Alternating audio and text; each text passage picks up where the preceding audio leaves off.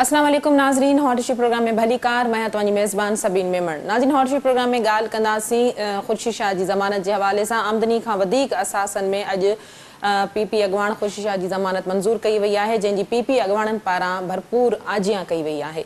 इन ते बि ॻाल्हि कंदासीं। इन खां अलावा ॻाल्हाईंदासीं वधंदड़ महांगाई जे हवाले सां। तब्दीली सरकार तरफ़ां अवाम ते महांगाई जे ड्रोन हमलनि जो सिलसिलो बरक़रार आहे। बिजली जे अघनि में ₹2.65 फ़ी यूनिट वाद जी सिफ़ारिश कई वई आहे। इन खां अलावा बलूचिस्तान जी सूरत हाल ते ॻाल्हि ॿोल कंदासीं, जिते वज़ीर आला बलूचिस्तान जे हवाले सां बेतमादी जी रिथ पेश कई वई आहे, जंहिं ते वोटिंग 25 अक्टूबर ते थींदी। इन हवाले सां अॼोके प्रोग्राम में ॻाल्हाइण जे लाइ असांखे जिन महिमाननि जॉइन कयो आहे उनजो तारुफ़ कराईंदी हलां। तजे निगार बदर समेजो साहिब असां स्टूडियो में गॾु आहिनि। बदर साहब, भली कार, तव्हां असांखे प्रोग्राम में जॉइन कयो। सूबाई वज़ीर ऐं पीपुल्स पार्टी सां तालुक़ रखंदड़ तैमूर टालपुर साहब पिणु असां सां गॾु आहिनि। तैमूर साहब, तव्हांखे भली कार, तव्हां असांखे प्रोग्राम में जॉइन कयो। वदर साहब, छा चवंदो प्रोग्राम जी शुरुआत कंदासीं। अॼु ख़ुर्शीद शाह जी जेका ज़मानत थी आहे, इन सॼे सिनारियो खे कीअं था ॾिसो? पीपुल्स पार्टी पारां भरपूर आजियां कई वई आहे।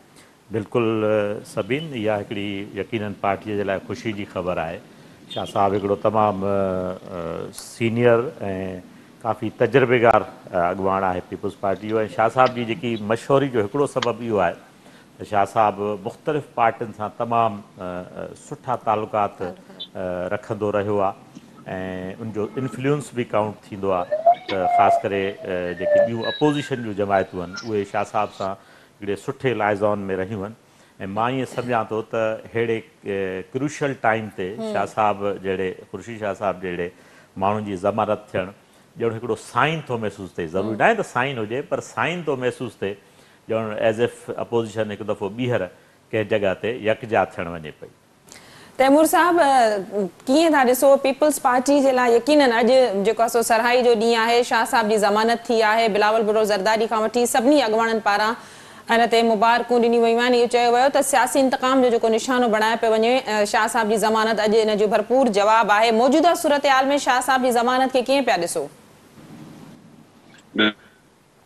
सभिनि मां खे तमामु घणी ख़ुशी आहे। मां सम्झां थो हर कंहिं शख़्स खे जेको जमहूरियत में बिलीव रखे थो, चाहे हुनजो कंहिं बि पार्टी सां तालुक़ हुजे सवाइ पीटीआई जे, उन्हनि सभिनि खे तमामु घणी ख़ुशी थी आहे। अञा असांखे इंतज़ारु आहे ख़ुर्शीद शाह साहब त अल्हम्दुलिल्लाह उन्हनि जी बेल थी वई आहे। अञा ताईं उन्हनि जो जेको पुटु आहे, असांजो कुलीग MPF फ़ारूक शाह, उन जी अञा बेल न थी आहे। मूंखे उमेदु आहे त उहो बेकसूर आहे। पहिरें चकर MPA थियो आहे, सो उन जी बि बेल थियणु खपे। जेतिरी ताक़त ही नैब में या पीटीआई जी हुकूमत में उन्हनि पंहिंजी पूरी कोशिशूं कयूं। हर जाइ तां, हर एंगल तां जेको आहे उन्हनि अपोज़ कयो वञे बेल खे। ऐं 2 साल हिकु वॾी ज़्यादती थी आहे। हिकु सचे सियासी कारकुन सां पाकिस्तान पीपुल्स पार्टी जे लीडर बि चई सघो था, तव्हां पाकिस्तान पीपुल्स पार्टी जो उन्हनि खे जियालो बि चई सघो था। ऐं मां सम्झां थो पुराणा सीनियर माण्हू ऐं इहो चवणु लाज़मी हूंदो त one of the most hard working office bearers that Pakistan Peoples Party has. जंहिं नमूने हू महिनत कंदा आहिनि, जेको उनजो रूटीन हूंदो आहे, सुबुह 8 बजे खां वठी जेसिताईं सुम्हनि नथा, रुगो पब्लिक डीलिंग में हूंदा आहिनि। पोइ भले पिणु कराची में हुजनि, पिणु ॻोठ हुजनि, उन्हनि जो रूटीन इहो रहियो आहे। सो हाणे हे जॉइंट अपोज़िशन लाइ भई ख़ुशख़बरी आहे पाकिस्तान पीपुल्स पार्टी लाइ, त अल्हम्दुलिल्लाह ख़ुशख़बरी आहे।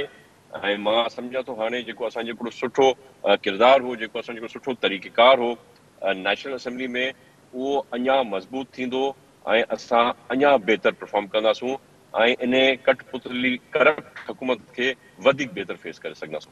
टालपुर साहब, कीअं था ॾिसो पीपुल्स पार्टी जे इन बयानीअ खे केतिरी हथी मिले थी त भई उन्हनि जे अॻुवाणनि ख़िलाफ़ जेके बि कार्रवायूं कयूं वयूं उहे सियासी इंतक़ाम जो निशानो हुयूं, चाहे स्पीकर दुरानी साहब जे हवाले सां ज़मानत जे हवाले सां ॾिसिजे या शाह साहब जी ज़मानत जे हवाले सां ॾिसिजे त? बिल्कुलु बिल्कुलु, मां सम्झां थो हींअर बि असांखे जेको इंसाफ़ मिलियो आहे उहो तमामु देरि सां मिलियो। ऐं इंसाफ़ देरि सां मिलण बि हिकु तमामु वॾी नाइंसाफ़ी हूंदी आहे। ऐं मां उमेद थो रखां त आगा सिराज दुरानी साहब किथे इहो साॻियो सलूक न थिए। उनजो राइट आहे बेल जो, उनखे बेल मिलणु खपे। Is the custodian of the Provincial Assembly of Sindh. उन सां वॾी ज़्यादती कई पई वञे, उन सां ज़्यादती न करणु खपे।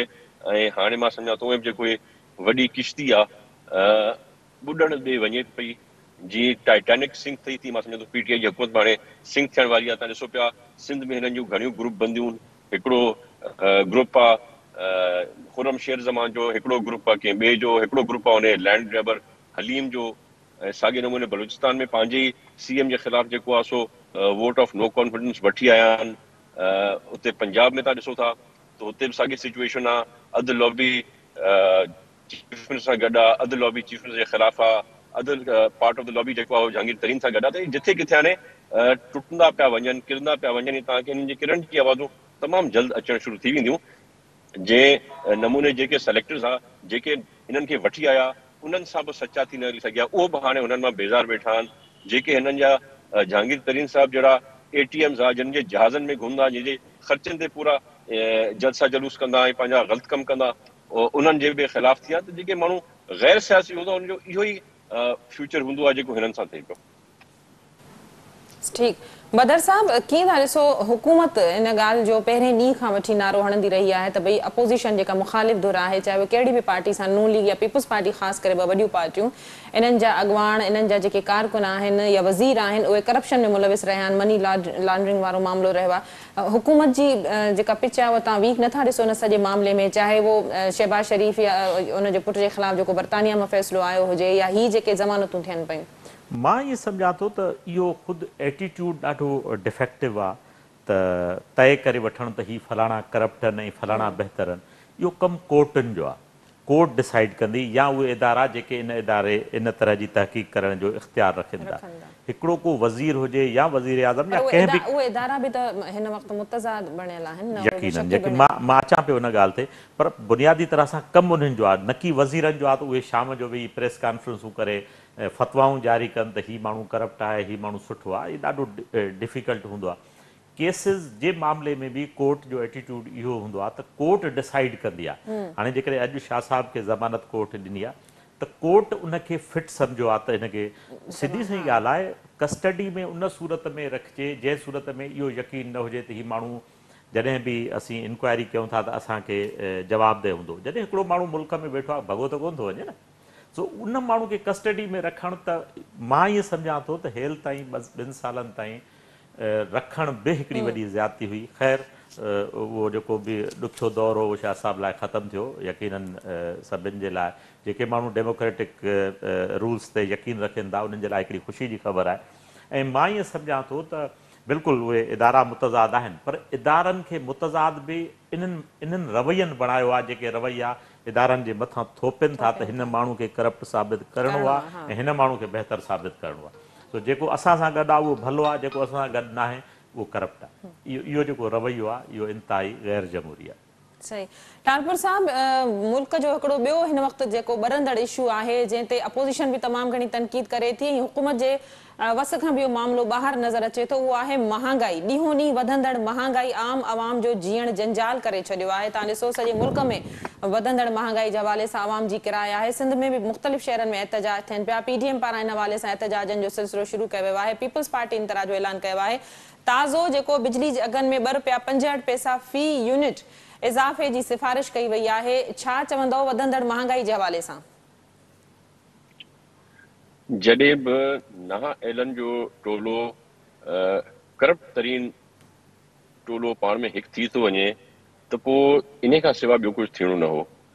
ॾिसो तव्हां जे नमूने पहिरीं बि इहे इशूज़ आया आहिनि, महांगाई को नई शइ त न आहे, हमेशह इहा, पर उनखे काउंटर कयो आहे। पाकिस्तान पीपल्स पार्टी जो दौर हुजे या ॿिए कंहिं पार्टी जो दौर हुजे, हमेशह सब्सिडी ॾेई ऐं असां रेटनि खे हेठि रखियो आहे।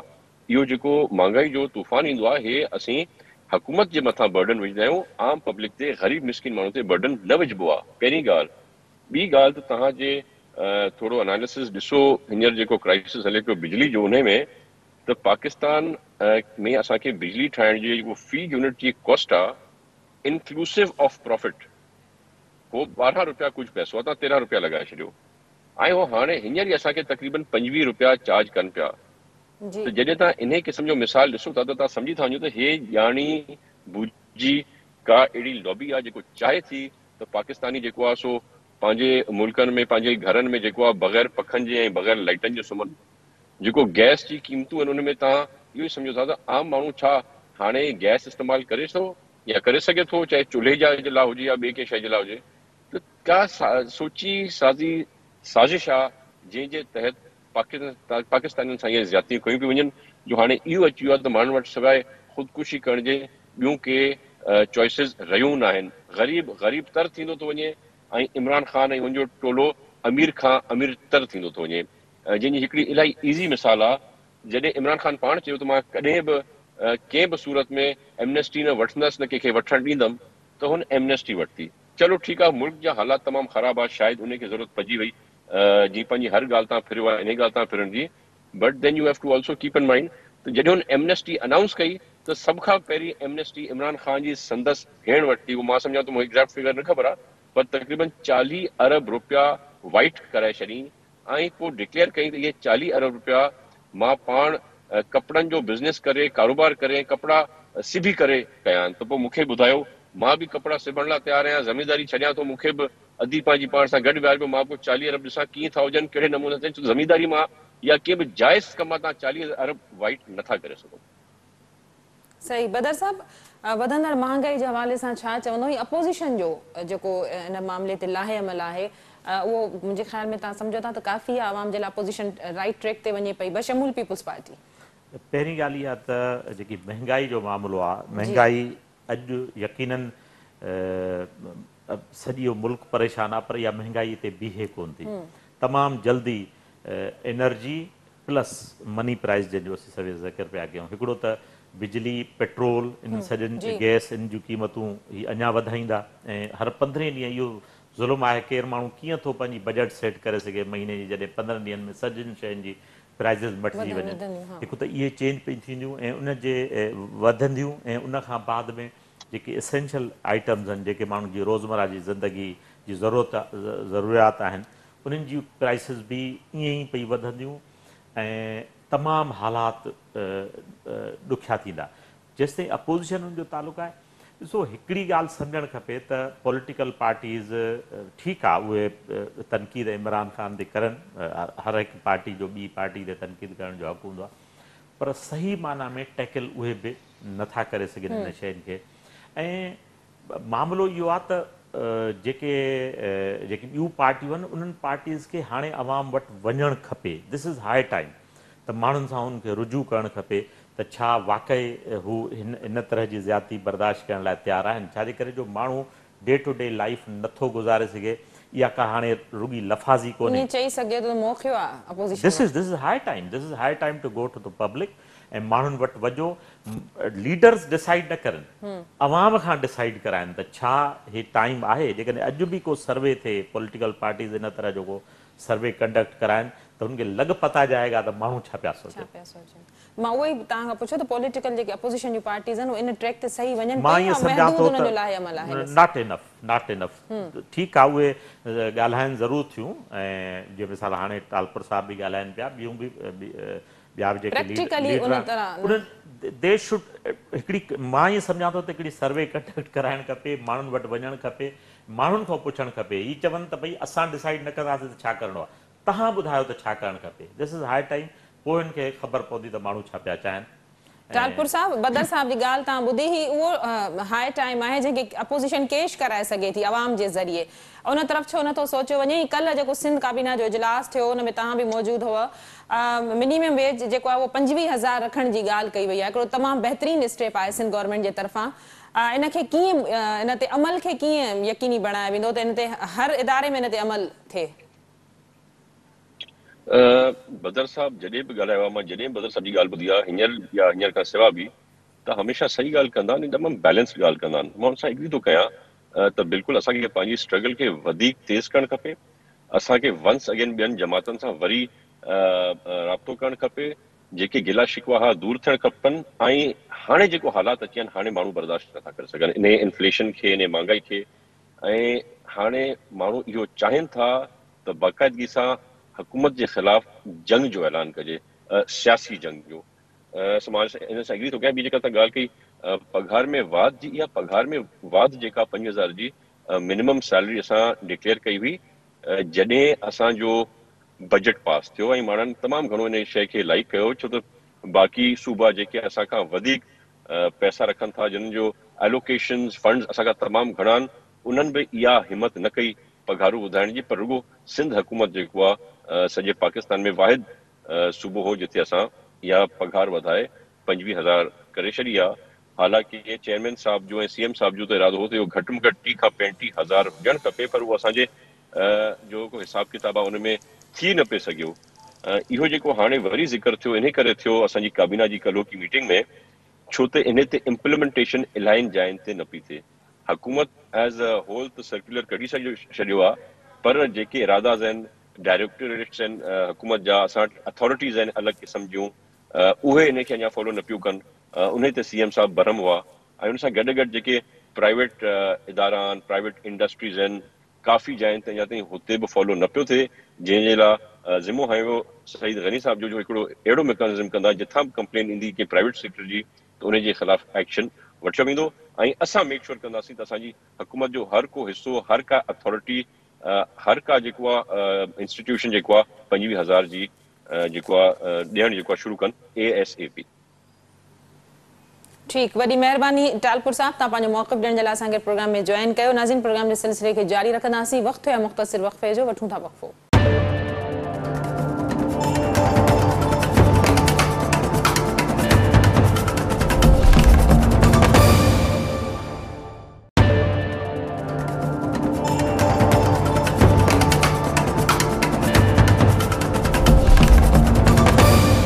वेलकम बैक नाज़रीन, प्रोग्राम के सिलसिले के अॻिते वधाईंदासीं। हिन वक़्तु असांखे मेंबर्स इन असेंबली PTI सां ताल्लुक़ रखंदड़ शहजाद कुरैशी साहब ज्वाइन किया। शहजाद साहब वेलकम कहती हूँ, आपने प्रोग्राम में ज्वाइन किया।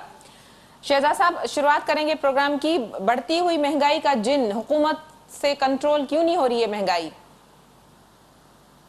देखिए, आप महंगाई से मुराद क्या ले रही हैं? पेट्रोल की प्राइसेस? पेट्रोल की प्राइसेस तो इंटरनेशनली बढ़ी हैं और आपने तमाम मुल्कों का मुआवजा कर लिया होगा। जो आप साउथ एशियन कंट्रीज को देखें, आप यूरोपियन कंट्रीज को देखें और ओवरऑल आप अगर पूरा देखें तो पेट्रोल की प्राइसेस तो इस वक्त भी पाकिस्तान में, क्योंकि देखिए हम पेट्रोल पैदा करने वाले मुल्कों में हम नहीं आते, हमें पेट्रोल बाहर से इम्पोर्ट करना पड़ता है। जब हम इम्पोर्ट करते हैं तो ऑब्वियसली जो ममालिक बेच रहे होते हैं वो मार्केट रेट पे ही बेचेंगे। तो अब उस सिलसिले में अगर आप देखते हैं तो फिर भी हमने टैक्सेस काफी कम कर दिए हैं, जबकि पिछली हुकूमतों में अगर हिसाब किताब से आप ये देखती तो आज शायद पेट्रोल 200 रुपए क्या कहते हैं पर लीटर फरोख्त हो रहा होगा। लेकिन हमने आवाम की जो कहना चाहिए आवाम को रिलीफ देने के लिए हुकूमत ने टैक्सेस कम कर दिए। अब इसके साथ साथ आप आ जाएं रोजमर्रा की अशिया पे। तो मेरा एक सवाल है सबीन आपसे कि जो हालात क्या कहते हैं उसको सिंध में मैं होता हूँ, मैं कराची में होता हूँ, मैं सिंध का MP हूँ, तो जो सूरत हाल है कि पेट्रोल की प्राइसेस चले अपनी जगह पे, तो क्या जो दूध और जो की अशिया है आप पंजाब के हवाले से देखें, आप KPK के हवाले से देखें और फिर कराची में देखें कि किस हिसाब से सब्जी और दूसरी अशियाओं को कंट्रोल नहीं किया जा रहा है। कमिश्नर कराची की जिम्मेदारी है कि वो अपनी जिम्मेदारी पूरी करें, पर अनफॉर्चुनेटली इनको सिर्फ एक चीज है हौज़े इमरान में कि बस किसी तरह PTI की गवर्नमेंट को फेल किया जाए, चाहे अवाम का जो भी नुकसान हो, अवाम को रोजमर्रा की अशिया सस्ती ना मिले, लेकिन बस एक चीज करनी है कि किसी ना किसी तरह हुकूमत को फेल करने के। शहजाद साहब, मुझे एक बात बताएं, अगर पेट्रोल की कीमतें बढ़ती हैं तो क्या जो रोजमर्रा की इस्तेमाल की अशिया हैं, दालें हैं, आटा है, चीनी है, कुकिंग ऑयल है, क्या इन चीजों पे बढ़ती हुई कीमतों का पेट्रोल का कोई इम्पैक्ट नहीं पड़ता, कोई असर नहीं पड़ता? देखिए, दो चीजें हैं इसमें। पेट्रोल की प्राइस जैसे आपने आज बढ़ाई है, मैं मिसाल आपको दे रहा हूँ, और अगले दिन एक आइटम के ऊपर 50 रुपए बढ़ जाए, 100 रुपए बढ़ जाए, तो पेट्रोल का इतना असर होता है कि हमें नहीं पता कि किस तरीके से सिंध गवर्नमेंट अपना रोल प्ले कर रही है। मैं आपको एक मिसाल देता हूँ दूध की। दूध के रेट कमिश्नर कराची साहब तय करते हैं। अभी पेट्रोल बढ़ा भी नहीं था कि 55 रुपए 45 रुपए की आवाज़ें आने लगती हैं कि दूध पे बढ़ने जाए। आप मुझे ये बताएं, पेट्रोल बढ़ता है 10 रुपए और 1 लीटर पे 50 रुपए बढ़ाने की बातें की जा रही है। और ये भी अभी इस वक्त बहुत ज्यादा इंटरनेशनली अगर आप मार्केट देखें पेट्रोल की, देखिए मैं आपको चीज बताऊं, या तो बहुत आसान है हुकूमत एक काम करे कि तमाम जो ऐसी अशिया हैं जो पाकिस्तान में नहीं होती हैं, हमें बाहर से इम्पोर्ट करनी पड़ती हैं, हम उसके उसको मंगवाना कम कर दें, या फिर हम इसकी जो भी रेट है इंटरनेशनली, हम गवर्नमेंट आवाम को सब्सिडी देना शुरू कर दें। वो सब्सिडी तो हम दे देंगे, वो वक्ती तौर पे तो आवाम में हम बड़े मकबूल फैसले करेंगे, पर इन फ्यूचर वही होगा जैसा कि जरदारी साहब की गवर्नमेंट में और नवाज शरीफ साहब सब्सिडी देते गए और एक वक्त आया कि मुल्क कर्जों के बोझ चले और दबता चला गया। मुझे एक चीज बताएं कि या तो कमिश्नर कराची साहब अशिया के रेट गलत तय कर रहे हैं, अभी भी वो तय कर लेना, एक रेट तय कर लें कि इस रेट पे आलू होगा, टमाटर होगा या दूसरी अशिया होंगी, या सब्जी मंडी में कोई इनका कोई बॉडी कोई हो जो चेक कर रही हो कि सब्जी मंडी के अंदर तो एक चीज 20 रुपए की मिल रही है, लेकिन आप वो चीज शहर पहुंचते ही 200 रुपए की हो जाती है। वो क्यों होती है? इसका सेकंड बैलेंस कौन करेगा? ये कमिश्नर कराची की जिम्मेदारी है। पर अनफॉर्चुनेटली मुझे ना कमिश्नर कराची का रोल नजर आता है इस कराची शहर में, ना डिप्टी कमिश्नर का कभी आया है। तो आप रोल देखें, इनका कोई रोल इनका रोल सिर्फ के लिए पीपल्स पार्टी की खुशनुदी करना, उनके वज़रा की खुशनुदी करना। ठीक, शहजाद साहब मेरे साथ बदर समेजो साहब सियासी तज्ज़े निगार हैं, बड़े सीनियर में, उनसे भी जरा मेरे साथ थोड़ा टाइम रहिएगा प्रोग्राम में। जी बदर साहब, गुफ्तगू तव्हां शहजाद साहब जी ॿुधी। शहजाद साहब मतलब जेको मूंखे लॻो त वो ईअं वफ़ाक़ी हुकूमत वज़ीर आज़म या वज़ीर ईअं ज़ाहिर कंदा सिंध में इन जो इम्पैक्ट घणो आहे ऐं महांगाई घणी आहे, हथरादू महांगाई आहे, आर्टिफिशियल महांगाई आहे। मां ईअं सम्झां थो त शहजाद साहब सिंध खां बि वधीक अलाए सिंधी सम्झे थो साईं, या न बिल्कुलु शहजाद साहब सम्झंदा आहिनि। ठीकु आहे, त साईं ज़िक्र थो करे घड़ी घड़ी कराचीअ जो, त कराचीअ में हीअं आहे, कराची में। मुंहिंजे ख़्याल में शहजाद साहब खे इहो सम्झणु खपे त सिंध जेकी आहे उहा कराचीअ खां वठी उबाड़े ताईं आहे ऐं उहे सॼा इलाइक़ा इन असर हेठि आहिनि। ॾिसो हिकिड़ी ॻाल्हि क़बूल करणु न, महांगाई सिर्फ़ सिंध में घणी आहे, बाक़ी टिनि सूबनि में मां अर्ज़ु कयां पियो साईं त माना सिंध खे बि कोन पियो थो सॼे खे नज़र में रखे। मां इहो थो चवां त जेको इहा ॻाल्हि क़बूल करण में ऐब न आहे त असां IMF जूं शर्तुनि ते था हलूं। ठीकु आहे, तकरीरूं करणु पंहिंजी जॻह ते हूंदो आहे, हर सियासी लीडर जॾहिं हुकूमत खां ॿाहिरि हूंदो आहे, अपोज़िशन में हूंदो आहे, त उहो पंहिंजी मर्ज़ी सां जेको वणे बिल बि साड़े सघे थो, तकरीरूं बि करे सघे थो, पर जॾहिं सरकार जी कुर्सी ते वेहबो आहे त उन जूं के मजबूरियूं बि हूंदियूं आहिनि। क़बूल करणु खपे, इन ॻाल्हि में को घटिताई कोन्हे त माण्हू इहो क़बूल करे त हा IMF असांखां इहो सभु कुझु कराए पई। ऐं शहजाद साहब खे बि इहो अंदाज़ो हूंदो त हाणे जेके अॻियां ॾींहं ईंदा उन में पेट्रोल अञा वधंदो ऐं एनर्जी। अच्छा, पेट्रोल वधण सां छा आम वाइपे जी शयुनि ते जो असर नथो पवे, न पवणु घुर्जे या ग़लति थो पवे? ट्रिकल डाउन इफेक्ट थींदो आहे। साईं सुठो थो इकोनॉमी ते ॻाल्हाए, मुंहिंजे ख़्याल में असांखां वधीक ॼाणींदो हूंदो। शयुनि जा ट्रिकल डाउन इफेक्ट पवंदा आहिनि ऐं इकोनॉमी जी ख़ूबी इहा आहे त जॾहिं हिकु शइ वधंदी आहे त पोइ उन्हनि जो जेको आहे उहो रिपल थींदो आहे ऐं सॼनि शयुनि ते उनजो थींदो आहे। सो मां ईअं सम्झां थो त सरकारुनि खे रुॻो इहो चवणु, मिसाल ख़ुदि पीपुल्स पार्टी बि जेकॾहिं इहो चवे थी त फलाणो ईअं थो करे, ऐं ख़ुदि PTI जो त माज़रत सां साईं खां मां चवंदुसि तमामु हिकिड़ो एॾो ज़बरदस्त नैरेटिव डेवलप थियो आहे सभिनि पोयनि साल ॾेढ में, ख़ासि करे नून लीग ऐं PTI जे विच में, त को शरीफ़ माण्हू त हिन जा ट्विटर पढ़ी बि नथो सघे। इन सतह जी हिन जी ॿोली ख़राबु थियल आहे ऐं को वाक़ई शरीफ़ माण्हू जेको ॻाल्हाइणु चाहे त उहो त ॻाल्हाइण खां ई लवाईंदो आहे त अलाए अॻियो माण्हू मूंखे छा चवंदो। त मां ईअं सम्झां थो हिन खे एक्सेप्ट करणु खपे, हीअ सरकारनि में आहिनि, हिन खे एक्सेप्ट करणु खपे त IMF हिननि खां डू मोर जेको ही पुराणो ॿियनि ते तंज़ कंदा त भई डू मोर पिया थिया कनि। हींअर बि तरीन साहिबु वियल आहे, शौकत तरीन, नॉट द जहांगीर तरीन, शौकत तरीन, उहो वियल आहे ऐं उन्हनि खे हू उन सां को बि ॻाल्हि नथा कनि, हू चवनि था कीप टॉकिंग, बाबा अञा माना वधीक कयो, अञा हीअं कयो। ऐं हीउ एतिरो ख़तरनाक जिन आहे ऐं सरकारनि जो ख़ासि करे IMF असांजी ईअं डेडली वेपन आहे सरकारनि जे ख़िलाफ़ु।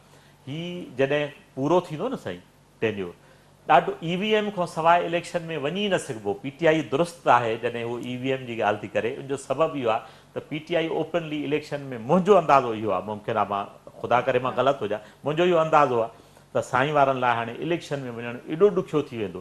छाजे करे जो माण्हू इहो कोन था ॾिसनि त कंहिं 92 में छा कयो, माण्हू इहो था ॾिसनि त अॼु हुननि जो गुज़र सफ़र कीअं थियो।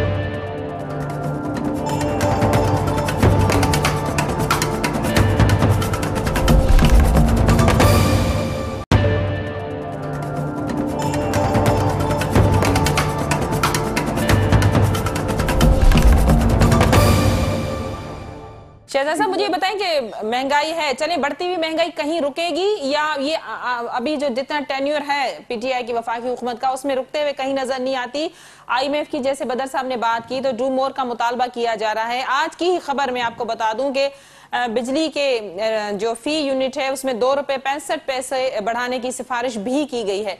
तो ये महंगाई रुकेगी या ये अभी जो जितना टाइम बाकी बचा है उसमें बढ़ती भी जाएगी? देखिए, इसमें मैं आपको चीज बता दूं कि मैं जो सब्जिया निगार साहब बैठे हैं, मैंने कतई ये नहीं कहा कि इस पाकिस्तान में महंगाई नहीं हुई है। जो हम ना पटवारी हैं ना जियाले हैं, हमने नौकरियां ली हुई हैं, ना हमने किसी की नौकरी करनी है, हमने सच बोलना है। तो उसमें महंगाई तो बढ़ी, हम तो एक्सेप्ट कर रहे हैं, लेकिन इस हिसाब से नहीं बढ़ी जितनी कि इस वक्त जो उन्होंने कहा कि हम कराची का नाम लेते हैं। कराची का इसलिए लेते हैं, कराची कमा के देता है सूबे को, इस सूबे का हिस्सा है ना। तो कराची को जब आप ऑन नहीं करोगे, अपनी औलाद नहीं मानोगे और सिर्फ जवानी जमा खर्ची करोगे, जब हम कराची की बात करते हैं तो अक्सर लोग कहते हैं यार बाकी तो इंटीरियर सिंध की आप बात नहीं करें। हमने तो इंटीरियर सिंध की हमेशा बात की है।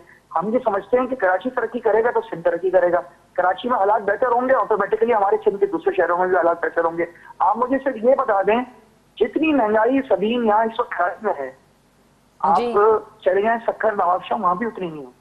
सबको बताना दूध के सब्जी के चीजों के रेट क्या है। ऑब्वियसली कॉस्मोपॉलिटन शहर है, लोग अपॉर्चुनिटी तलाश करने के लिए। और फिर दूसरा सिंध गवर्नमेंट की जो क्या कहते हैं सख्ती है, जो सिंध गवर्नमेंट का जो रवैया है कराची वालों के साथ, वो तो ये चाहते ही है कि यहाँ पर कोई चीज हो। चले महंगाई हमने कर दी, चले मैं एक्सेप्ट कर लेता हूँ, आप लोग चलाते रहना टेलीविजन पे। ये ट्रांसपोर्टेशन की जिम्मेदारी किसकी बनती है 18वीं तरमीम के बाद? सिंध गवर्नमेंट की नहीं बनती? क्या हेल्थ सिस्टम, एजुकेशन सिस्टम किसकी जिम्मेदारी है? क्या ये भी वफाक की जिम्मेदारी है? जब आप 18वीं तरमीम के लिए इतना अकड़ के खड़े होते हैं और कहते हैं कि हमें 18वीं तरमीम चाहिए, तो 18वीं तरमीम के अंदर कुछ शिके हैं जिसकी वजह से हमारा सिंध सुबह सफर कर रहा है। क्या यहाँ पर दूध की नहरें बह रही हैं? क्या सिंध गवर्नमेंट के 14 साल का मुझे कोई एक कारनामा बता दें? NICVT भी करते रहते हैं, वो भी क्या कहते हैं ज़ियाउल हक के जमाने का शुरू हुआ प्रोजेक्ट, उसके बाद इन्होंने अरबों रुपए इस पे लगा दिए, प्राइवेटाइजेशन के चक्करों में लगे हैं। और अभी हाल ये कि एनजीओ पे खर्च कर रहे हैं, चाहे वो इंडस हॉस्पिटल की SIUT हो। अपना सिस्टम कहाँ है? तो ये NGOs आपको क्या सपोर्ट करेंगे? असल सपोर्ट ये है कि आप आवाम के लिए कोई ऐसे इदारे बना के जाएं जो आवाम की फलाह महफूज करियो। मुझे कोई एक इदारा ऐसा बता दें सबीन, ये सरकार तक के पैसों में खुदबुरू हुई है, पेंशनर्स के पैसे ये खा गए, सब कुछ बेड़ा गर्क ये कर दिया इस पूरे सूबे का, तो उस वक्त सूबा इनको याद नहीं आता। शहजाद साहब बिल्कुल, जहां पीपल्स पार्टी की कोताही है वो बिल्कुल हम एडमिट करते हैं, वो बिल्कुल हम भाइयों की तकलीफ में वो नजर नहीं आते। मेरा सिर्फ कहने का मकसद ये है, जी प्लीज, मेरा सिर्फ कहने का मकसद ये है सबीन, बहुत छोटी सी बात है, क्या रेट है सब्जी मंडी का, क्या रेट शहर में है, कमिश्नर का रेट जारी कर रहे हैं, या तो सबीन बोल रहे हैं झूठे हैं, वो गलत रेट है, या फिर ये कहें कि रेट हम सही लगा रहे हैं लेकिन हम इम्प्लीमेंटेशन कर नहीं सकते, अब आपको रिलीफ नहीं दे सकते। लेकिन जब भी किसी सूबे की बात हो रही होती है, उसके बड़े शहरों की मिसालें ली जाती हैं, उसके बड़े शहरों पे बात की जाती है। हम जब पंजाब की बात करते हैं तो हम लाहौर की सबसे पहले बात करते हैं। तो इसका हर मकसद नहीं है कि हम बाकी पंजाब का नजरअंदाज कर रहे हैं। मिसाल के तौर पर बड़े बड़े शहर लेने पड़ते हैं। जब 18वीं तरमीम के बाद जो जिम्मेदारी पीपल्स पार्टी की बनती थी, अच्छा एक आज मैं आपको नया इशू बताऊं जी, ये जो जितने पार्किंग वाले ठेके हैं ये ऑलमोस्ट खत्म हो चुके हैं, सुप्रीम कोर्ट का ऑर्डर आ चुका है। सारे पीपल्स पार्टी के जियालों को अलॉट कर रहे हैं एडमिनिस्ट्रेटर, सारे पीपल्स पार्टी के जियालों को, जिससे मुर्तजा आप और फिर नीचे जितने एडमिनिस्ट्रेटर हैं। मेरे खुद साउथ के अंदर अफशा साहिबा को कल मैंने कंप्लेन की कि ये एक इस पे लिखा हुआ भी नहीं है कि गाड़ी के कितने, बाइक के कितने, और पता चला वो भी पीपल्स पार्टी के किसी जियाले को ठेका दिया हुआ। तो जब ठेके देने हैं, अपने लोगों को नौकरियां देनी है, नौकरियां बेचनी है, सब कुछ ये चीजें करनी है, तो इससे आप सूबे में क्या आप तवक्को रखते हैं सबीन को बेहतरी आएगी? जिस पार्टी तो वो कहते हैं ना लुटो पुटो और फिर आगे करके जाओ, तो वो चीजें हैं। लेकिन जब आपने किसी कौम को बनाना होता है, मुल्क को बनाना होता है, तो फिर आप मुल्क को कौम को सही डायरेक्शन पे लेके जाते हैं। बस मेरा ये कहना है। ठीक, बदर साहब छा चवंदो इन खां जो जेको शहजाद साहब एडी गुफ्तगू कई? मां ये सम्झां थो त शहजाद साहब जूं जेके जाइज़ तनक़ीदूं आहिनि उन्हनि खे ज़रूरु एक्सेप्ट करणु खपे। ऐं बिल्कुलु इहा ॻाल्हि दुरुस्त आहे त ईअं नाहे त को ॿिए वार दूध जूं नदियूं थियूं वहनि ऐं रुॻो PTI ख़राबु आहे। मां त सिर्फ़ु इहो थो चवां त इहा ॻाल्हि ज़ाहिर पीपल्स पार्टी जी 13 सालनि जी कारकर्दगी ते असां तनक़ीद कंदा रहिया आहियूं। यकीनन तनक़ीद थियण बि खपे ऐं हर हिकु माण्हू जो जेको उनखे वोट ॾिए थो या वोट नथो ॾिए उन्हनि सभिनि खे जेके त इन सूबे या शहरी आहिनि उनखे तनक़ीद करणु खपे। बाक़ी इहा ॻाल्हि चवणु त रुॻी जेको आहे उहो मतिलबु लफ़ाज़ी ऐं तक़रीर ऐं जोश ख़िताबत न हुजणु खपे। मुंहिंजे ख़्याल में जेके ॻाल्हियूं साईं वारनि जूं जाइज़ आहिनि उनजी हिमायत करणु खपे ऐं इन ते यको चइण जी ज़रूरत नाहे मुंहिंजे ख़्याल में शहज़ाद साहिब खे बि त जेकॾहिं असां चऊं था त रुॻो कराची जी ॻाल्हि था कयो, रुॻो कराची सिंध नाहे, बिल्कुलु सही ॻाल्हि आहे। बाक़ी वॾो शहरु आहे उनजो उनजा इशूज़ बि यकीनन वॾा हूंदा ऐं मां ईअं सम्झां थो त जेकॾहिं PTI ओन करणु शुरू कंदी रेस्ट ऑफ द जेके डिस्ट्रिक्ट्स आहिनि त इहा बि हुननि जे लाइ भली ॻाल्हि आहे, त ख़राबु ॻाल्हि कोन्हे ऐं असां हुनखे चङो मशवरो पिया ॾियूं। बाक़ी इहो आहे त वोट ॾियणो त माण्हू जी पंहिंजी राय आहे, जेको जंहिंखे वोट ॾे। ठीक, बहुत शुक्रिया शहजाद साहब, आपने अपना मौक़िफ़ देने के लिए हमें प्रोग्राम में ज्वाइन किया। बदर साहब, प्रोग्राम जो वक्त भी थोड़ो बचो है, वींदे वींदे जेकॾहिं बलूचिस्तान जी सूरत हाल ते पाण ॻाल्हि ॿोल कयूं, कीअं था ॾिसो बलूचिस्तान जी सूरत हाल? जाम कमाल पारां त इस्तीफ़ा ॾियण खां इनकार कयो वियो आहे। कल्ह वारी सूरत हाल खां पोइ जॾहिं 33 मेंबर हुन जे ख़िलाफ़ उथी करे बीठा ऐं बेतमादी रिथ पेश कई वई, 25 अक्टूबर ते वोटिंग आहे, उन बावजूद ॾाढो होपफुल आहे त हू पंहिंजी जॻह ते बीठल ई रहंदो। मुंहिंजे ख़्याल में बलूचिस्तान जी जेकी हिस्ट्री आहे उन में वज़ीर आला जो मटिजणु कोई एॾो वॾो न्यूज़ न हुजणु खपे। मिसाल हीउ न हूंदो को ॿियो हूंदो, छा थो फ़र्क़ु पवे? चलो हिन हिमत कई, पोयनि सिर्फ़ु ॻाल्हियूं पे कयूं न, पर जेकॾहिं हुनखे इहो हूंदो आसरो त मतां को फ़ोन अची वञे, मुंहिंजे ख़्याल में को हिकिड़ो बि फ़ोन अहिड़ो हूंदो त 33 मां 33 वापसि हलिया वेंदा। थी सघे त को हिकु अधु को इन तरह जी सूरत हाल क्रिएट थियण जो मक़सद छा थी सघे थो? छा हिन जो तालुक़ इस्लामाबाद जी सूरत हाल सां आहे या के ॿिए तरफ़ इन जा इशारा वञनि या तब्दीली जी शुरुआत बलूचिस्तान खां? मुंहिंजे ख़्याल में पर्सनल आहे इनजो। इनखे ॾिसो, Balochistan is never being treated in same political way जीअं ॿिया सूबा अंग्रेज़नि खां वठी जीअं थियो त कमिशनरेट आहे। सो जे करे हींअर बि कमिशनरेट आहे। मां नथो सम्झां त को बलूचिस्तान में हिकु वज़ीर आला जाम कमाल वियो, ॿियो कोई बि नालो खणो हासिल बिज़न जो या जेके बि आहिनि, को अचे तो छा तो फ़र्क़ु पवे? पर सूबे जो वज़ीर आला आहे बलूचिस्तान जो ऐं प्रो एस्टेब्लिशमेंट रहियो आहे, पर जेकॾहिं इन तरह जी सूरत हाल थिए थी त इख़्लाक़ी तरह हुनजी पोज़ीशन ते हिन जो असरु पए थो। जेकॾहिं स्टेट करे बि वञे थो त पोइ इख़्लाक़ी हवाले सां हुनजी डेवलपमेंट या कारकर्दगी या इहे सॼा मामला एलिगेशन्स हुन ते लॻनि पिया न। तव्हांखे इहो यादि हुजणु खपे सभिनि त जेकी बलूचिस्तान अवामी पार्टी जंहिंखे बाप चवंदा आहिनि, उहा हींअर ई ठही हुई, ठीकु आहे। ऐं ईअं न थींदो आहे त का पार्टी ठहंदी आहे वरी ॿिए ॾींहुं वरी पोइ वज़ीर आला बि कंदी आहे। सो एवरीबडी नोज़ त उहा कीअं ठही ऐं उन इन करे इन में इख़्लाक़ी जवाब त ख़ुदि बाप खे आहे छा, उहा कहिड़ी पार्टी आहे। सो ठीकु आहे, इहो को मुंहिंजे ख़्याल में इहो न्यूज़ आहे, ॿ ॾींहं उन में पंहिंजी जॻह वठंदी, 3 ॾींहं विसरी वेंदी, को नॉट अ बिग डील। जाम कमाल स्टे करे वेंदो, स्टे करे थो, जेके हुनखे आसरो हूंदो, को फ़ोन अची बि सघेसि थो फ़ोन, त पोइ ठीकु आहे, तूं वेठो अचु। वरी महिरबानी बदर साहब, तव्हां जो के प्रोग्राम में असांखे ज्वाइन कयो। नाज़रीन, हॉट इशू प्रोग्राम जो वक़्तु पिण ते पंहिंजी पुॼाणी ते पहुतो। ईंदड़ प्रोग्राम ते ॾींदा इजाज़त। अल्लाह वाहिद।